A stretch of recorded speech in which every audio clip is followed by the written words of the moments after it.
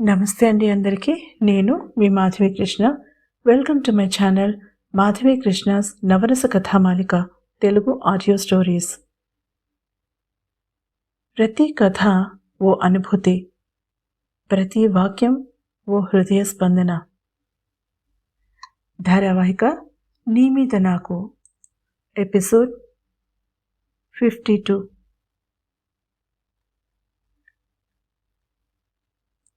మనం పెళ్లి చేసుకుందాం నభా. ధ్రువ్ కంఠం ఆ నిశ్శబ్దంలో పైనుంచి దూకుతున్న జలపాతపు జరిలా వినిపించింది. ఆలేహ్య చప్పున లేచి నిలబడింది. నా బ్రేక్ అయిపోవచ్చింది అంటూ నభ వైపు చూసి ప్రేమగా నవ్వి బయటికి నడుస్తూ ధ్రువ్కి ఆల్ ది బెస్ట్ చెప్పి నిశ్శబ్దంగా అక్కడి నుంచి తప్పుకుంది. ధ్రువ్ నభనే పరీక్షగా చూస్తున్నాడు. నిద్రపోవడం వల్ల కళ్ళు కొద్దిగా వాచి ఉన్నాయి. నిద్రలో ఆమెను ఏ విషయం కలవరపరిచిందో కానీ కళ్ళలో భయం స్పష్టంగా కనిపిస్తోంది. అరుణ్ అని గన్ షాట్గా చెప్పగలడు తను.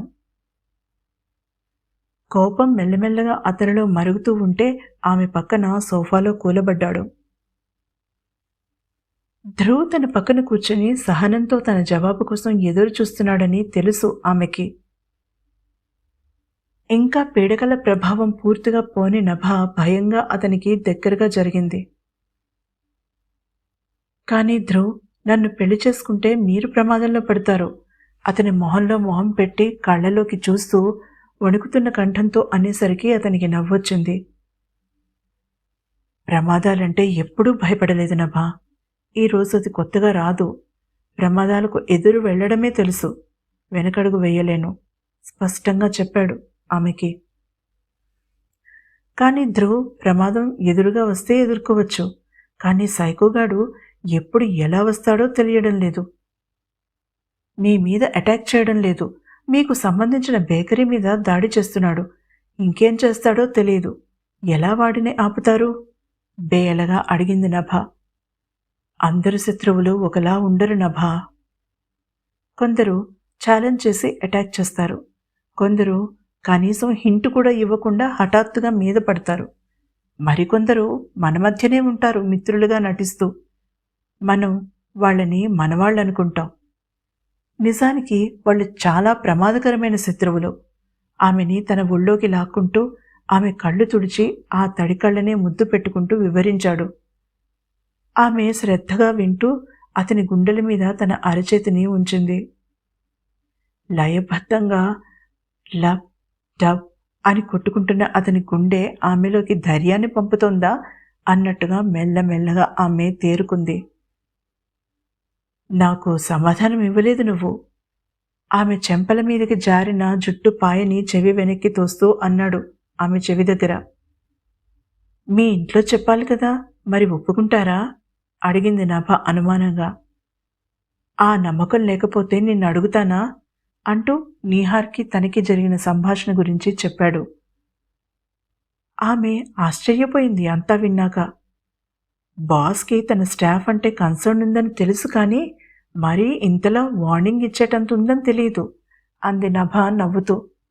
నువ్వు అక్కడ కేవలం ఎంప్లాయీవి మాత్రమే కాదు నభ, నువ్వంటే నిహార్కి ప్రేమ గౌరవం కూడా.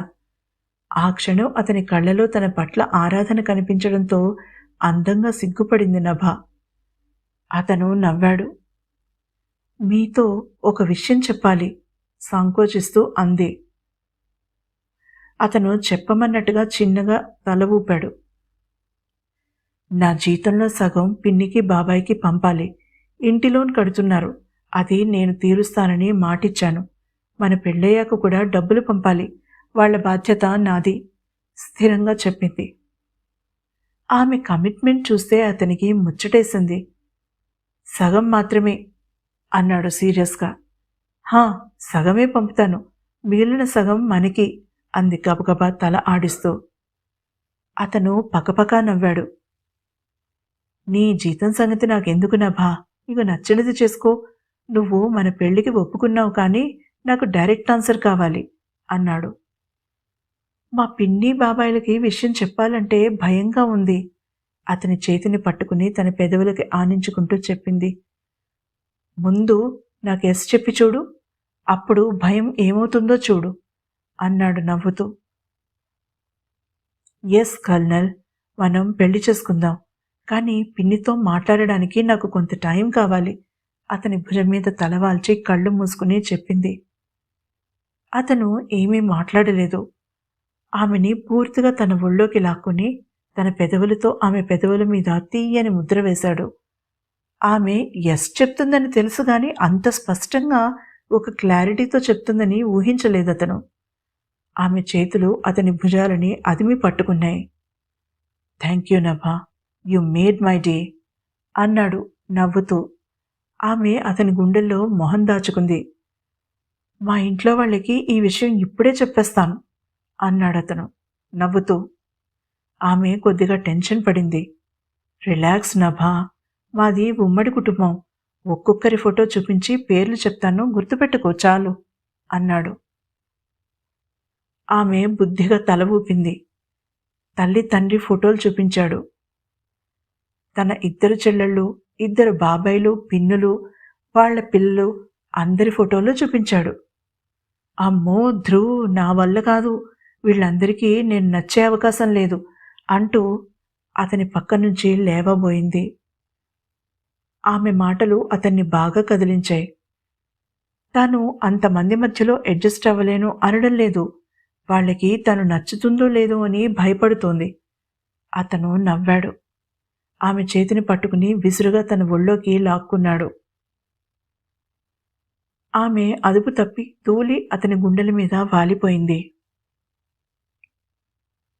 నువ్వు నచ్చని వాళ్ళు ఎవ్వరూ ఉండరు నభా. నువ్వు అంత నచ్చావు కనుకే ఆ సైకోగాడు నిన్ను వదులుకోవడానికి ఇష్టపడడం లేదు అన్నాడు నవ్వుతూ. కల్నల్, కళ్ళు పెద్దవి చేసి భయంగా అంది. ఆమె భయాన్ని పోగొట్టి తన ఇంట్లో వాళ్లతో మాట్లాడించాడతను.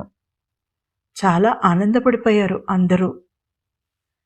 ధ్రువ్ ఇంటికి వచ్చి 6 నెలలు దాటిపోయిందని మందలించి ఆమెను తీసుకురమ్మని ఆహ్వానించారు కూడా. ఇక నీ వంతు, గంట గడిచాక అన్నాడు ధ్రువ్. నభ గుటకలు మింగింది. నేను మాట్లాడినా పోనీ అడిగాడు ధ్రువ్. నభ మొహం మతాబులా వెలిగిపోయింది. నిలువుగా తల ఆడించింది. ఆమె దగ్గర నుంచి ఫోన్ నెంబర్ తీసుకుని ముందుగా ఆమె బాబాయికి ఫోన్ చేసి సూటిగా విషయంలోకి వచ్చాడు. ఆయన అటుపక్క నుంచి ఆశ్చర్యపోయాడు. నభ ఎప్పుడు చూచాయిగా కూడా ఈ కుర్రాడిని గురించి చెప్పలేదు అనుకున్నాడు. మీరెవరో ఏం చేస్తున్నారో తెలుసుకోకుండా ఎలా చెప్పడం? కనీసం మిమ్మల్ని ఒక్కసారి కూడా చూడలేదు సందేహిస్తూ అన్నాడాయన. ఎప్పుడు కలుద్దాం చెప్పండి మర్యాదగా అడిగాడు ధ్రువ్. ఆయన అన్నది కూడా సమంజసమే అనిపించింది అతనికి. ఆయన ఆలోచనలో పడినట్టుగా కొన్ని క్షణాలు నిశ్శబ్దం ఏర్పడింది అక్కడ. ధ్రువ్ ఆయన్ని తొందర పెట్టదలుచుకోలేదు. ఇంతలో ఒక స్త్రీ కంఠం వినిపించింది బ్యాక్గ్రౌండ్లో. ఎవరండి? ఆయన ఒక్క క్షణం తటపాటాయించి విషయం చెప్పాడు. అది స్పష్టంగా వినిపించింది ధ్రువ్ నభలకి. ఆమె టెన్షన్గా అతని చేతిని గట్టిగా పట్టుకుంది. అలా ఫోన్లో మాట్లాడితే ఎలా కుదురుతుంది? ఆడపిల్ల కలవాళ్ళం, మంచి చెడు తెలుసుకోవాల్సిన పనిలేదా? కోపంగా వినిపించింది ఆమె కంఠం.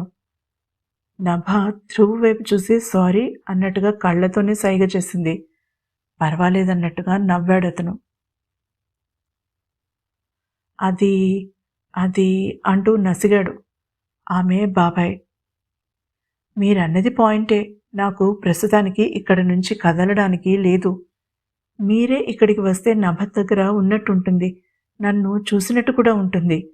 అవసరమనుకుంటే మీరు నా గురించి ఎంక్వైరీ చేసుకోవడానికి తెలిసిన నంబర్లు కూడా ఇస్తాను, మీరు వాళ్లతో మాట్లాడొచ్చు నవ్వుతూ అన్నాడు ధ్రువ్. నీకు తెలిసిన వాళ్ళు నీ గురించి మంచే చెప్తారు, చెడు చెప్తారా? అటు నుంచి ఆమె పిన్ని కంఠం వినిపించింది.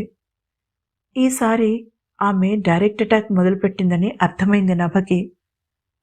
ధ్రువ్ ఆమె భుజం మీద చేతిని వేసి తన వైపుకు పొదుపుకున్నాడు. నేనంటే కోపం ఉన్న వాళ్ళ పేర్లు కూడా చెప్తాను, సరేనా? నవ్వు దాచుకుంటూ అడిగాడు ధ్రువ్. సరే కాని ముందు నీ పేరు, ఊరు, ఉద్యోగం, అమ్మా నాన్న వివరాలు చెప్పు. ఈ రోజుల్లో ఈ ప్రేమలు దోమలు మాకు తెలిసినవే కదా. ఏ బస్ స్టాప్లోనో కలుసుకుంటారు. 4 సార్లు కలుసుకుని ఆ ఆకర్షణే ప్రేమ అనుకుని పెళ్లి చేసుకుంటారు.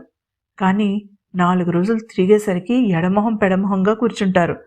ఇదేమైనా పూరి జగన్నాథ్ లవ్ స్టోరీ సినిమానా? జీవితం. నెల తిరిగేసరికి ఇంటద్దే, నెలవారీ సరుకులు, పని మనిషి, పాలు, ఇలా ఎన్నో ఖర్చులు. గుక్క తిప్పుకోకుండా చెప్పేస్తున్న పిన్ని భాషనికి తల పట్టుకుని కూర్చుంది నభ. ఎలక్ట్రిసిటీ బిల్లు, మధ్యలో సినిమాలు, షికార్లు, పుట్టినరోజులు, పెళ్లి రోజు షాపింగ్లు మర్చిపోయారండి సీరియస్గా అన్నాడు ధ్రువ్. అతని మాటల్లో ఏమైనా వెటకారం ధ్వనించిందేమో అని అనుమానంగా వింది నభ పిన్ని. ఫోన్ కాబట్టి కనిపెట్టలేకపోయింది. మరి పిల్లల్ని కూడా కలుపుకో అందావిడ కక్షగా. ఎవరి పిల్లలనండి? పక్కింటి వాళ్ళ పిల్లలా? అమాయకంగా అడిగాడు.